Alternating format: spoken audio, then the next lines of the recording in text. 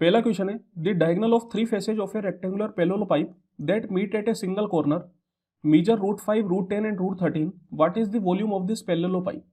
तो देखिए यहाँ पे आपको एक पैरेललोपाइप दे रखा है। पैरेललोपाइप को एज ए क्यूबॉइड भी मान सकते हैं, एक ही बात है। तो यहाँ पर मैंने क्यूबॉइड बना लिया। अब इसके तीन फेस का जो डायगोनल है वो अपन को दे रखा है। तो मैं मान सकता हूँ कि ये हो गया √5, ये हो गया √10 और ये हो गया √13।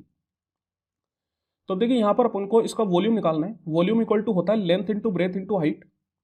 तो यहाँ पर क्या निकालनी पड़ेगी, लेंथ ब्रेथ और हाइट की वैल्यू निकालनी पड़ेगी। इसको अपन मान लेते हैं L, इसको मान लेते हैं B और इसको मान लेते हैं H। तो अब जैसे यहाँ पर है LH √13, ये क्या बनाएगा, एक राइट एंगल ट्राइंगल बनाएगा। तो आप पाइथागोरस थ्योरम लगा सकते हैं। तो L square plus H square equal to √13 का स्क्वायर दैट इज 13। सेम तरीके से BH √5 भी पाइथागोरस थ्योरम, तो B square plus H square equal to √5 का स्क्वायर दैट इज 5। और ऊपर में अगर आप देखेंगे तो ये L है, ये B है, तो ये भी एक राइट एंगल ट्राइंगल। तो L square plus B square equal to √10 का स्क्वायर दैट इज 10। आप चाहे तो यहाँ पर हिट एंड ट्रायल मेथड से भी LBH की वैल्यू निकाल सकते हैं, बहुत ही आसानी से आ जाएगी।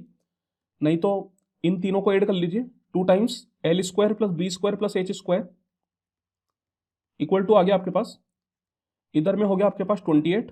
तो 2 से अगर आप काटेंगे तो 14 बार में।